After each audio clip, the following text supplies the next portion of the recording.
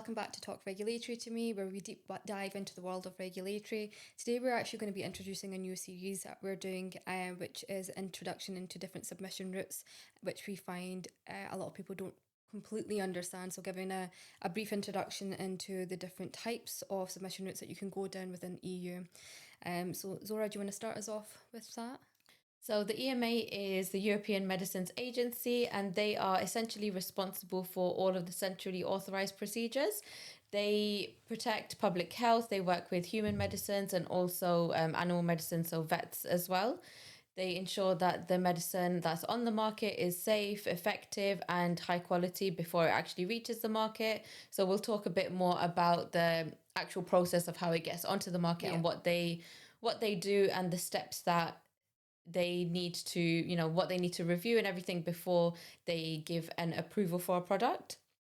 So they also work with, other agencies that we'll talk about, like the CMDH, the European Commission. They also speak to other international agencies as well to kind of harmonize different approaches.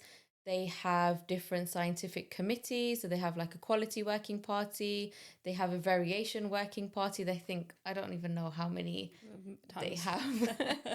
But for everything, they seem to have a working party where they discuss certain things in depth. So I think they have they used to have a nitrosamine, like an oversight group as well, which... Sure, that would still exist. I think so. But then I think at the beginning they were part of the non-clinical. Okay. There was a different one that they were part of, and then there was like a spin-off one, and now I think they've integrated back into one of them. So they also work on updating things like regulatory guidance. They have a lot of guidelines on there on how to submit a centrally authorized procedure. They have, templates for product information, everything that you really need, and all the guidance that you really need to submit what we call a CP. So as I mentioned, a lot of the regulatory guidance does come from the EMA, and although that is in the title for CPs, a lot of the DCPs and CPs and the nationals that we'll speak about later, the guidance is also taken from the EMA website. So as a guide, we always refer to the EMA even though we are submitting DCPs. So I think the next one that leads us into is the CMDH. Yeah, that leads us quite nicely into Coordination Group for Mutual Recognition and Decentralised Procedures. That's what CMDH stands for. And as Zora mentioned, it's predominantly for decentralised procedures and mutual recognition procedures, whereas EMA is targeted mainly for centralised procedures. So you are handling marketing authorisations for the European Union, but again for decentralised and mutual recognition procedures, and you're also in communication with PRAC again for your safety variations, etc. So CMDH, generally you have a lot the monthly meetings as well, so they discuss a lot of topics that they tend to put out in the monthly meetings, and then you have your press releases as well to discuss the key decisions, and that's pretty much it for CMDH. I don't think there's much. Well, they're a smaller agency in comparison to the EMA, but yeah, again, if I was to check the CMDH website, I tend to always then go to refer to EMA as well to double check the guidelines there, and I think that's I think a lot of the guidelines are the same as well, right? The number is always the same. So if you go to the CMDH website and click on a guidance, often it has the EMA reference number because it's the same thing. And I think another thing to point out as well is the templates that you'll find on the CMDH website that are very specific to, say, decentralised procedures and mutual recognition. So that's something that you would go on to their website to find out. Another thing again is key contact points. So if you do have a specific agency that you need to reach out to, say MHRA, or if you've got... Not the MHRA. No, sorry. No, they do it in the contact. Do they have the... Oh, okay, sorry. The contact points, they've got like all of the... For the historic MA licenses, probably. Yeah, and for the whole European Union, they'll have the agency's address on who to reach out to for specific... Maybe I've never paid attention and seen the MHRA still listed on there. But actually that leads us to something that we forgot to say earlier about the member states. Oh, yes. So the CMDH, obviously, like AXA said, is responsible for DCPs. So that's, it's a collaboration of all the member states, as is the EMA. But I think it's important to note that we have 27 Yeah, EU member yeah. states, and there are 3 countries which are part of the EEA. Yes. Yes. But then also to mention is after Brexit, UK is no longer part of EU. So there used to be 28 member states, and yeah, now there's so 27. I know, and it's just made life so much more complicated since Yeah. we've left. So another kind of body that we think is important to mention is the European Commission. So the European Commission is a governing body, and they play the role of drafting, implementing, and enforcing EU pharmaceutical legislation. So the legislations that and directives that we follow are the Directive 2001/83 EC, which is for medicinal products for human use. And then we also have an EC regulation, which is number 726/2004, which is talks about all of the kind of details that you need for like a centrally authorized procedure.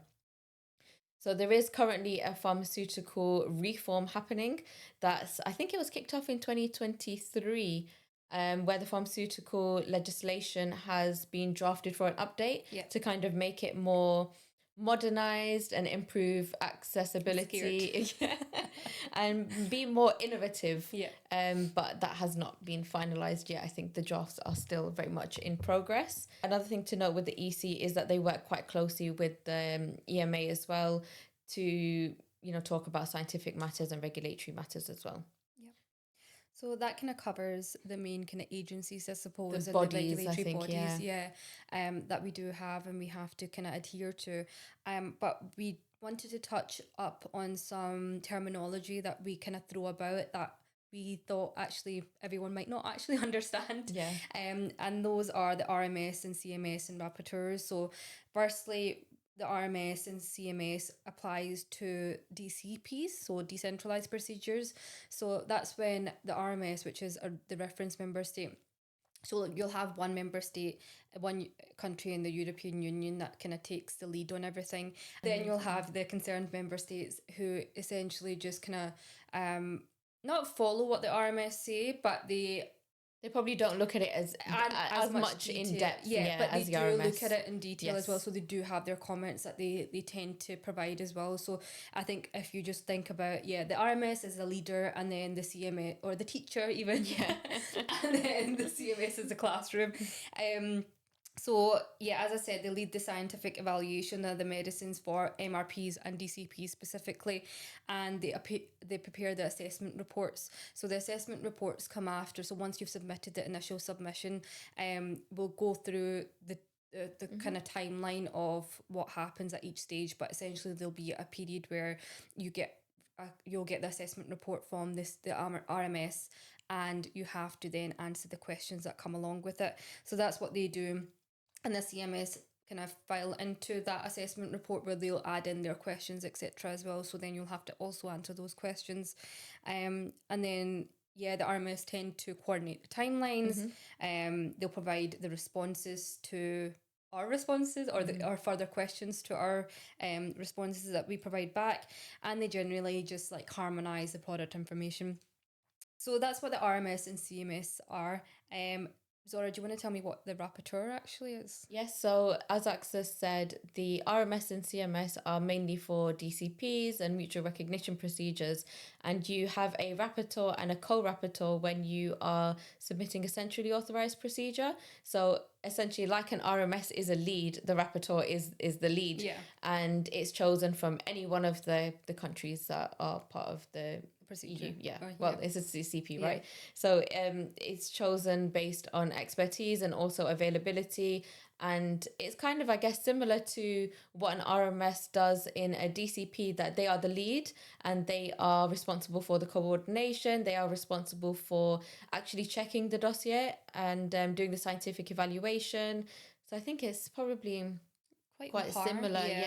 Like they are responsible for the timetables and coordination with the applicant, and you probably can think of it as exactly the same as the co-rapporteur being the CMS, because they have the same sort of responsibilities. And I guess the only difference is we get to choose for a DCP, we get to choose who the RMS is, whereas you might not always have that with CPs. You won't get to choose who your rapporteur is, you're just given your rapporteur. And sometimes it's quite strategic on who you want the RMS to be for DCPs and MRPs. So that choice isn't given to you for CPs, unfortunately.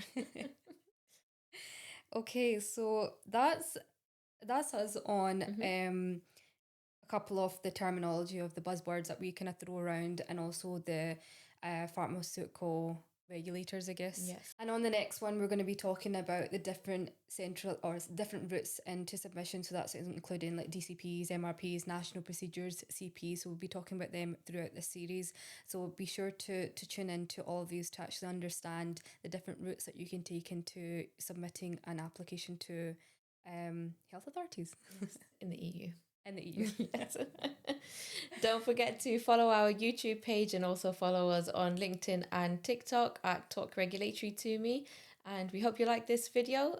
See you in the next one. Bye. Bye.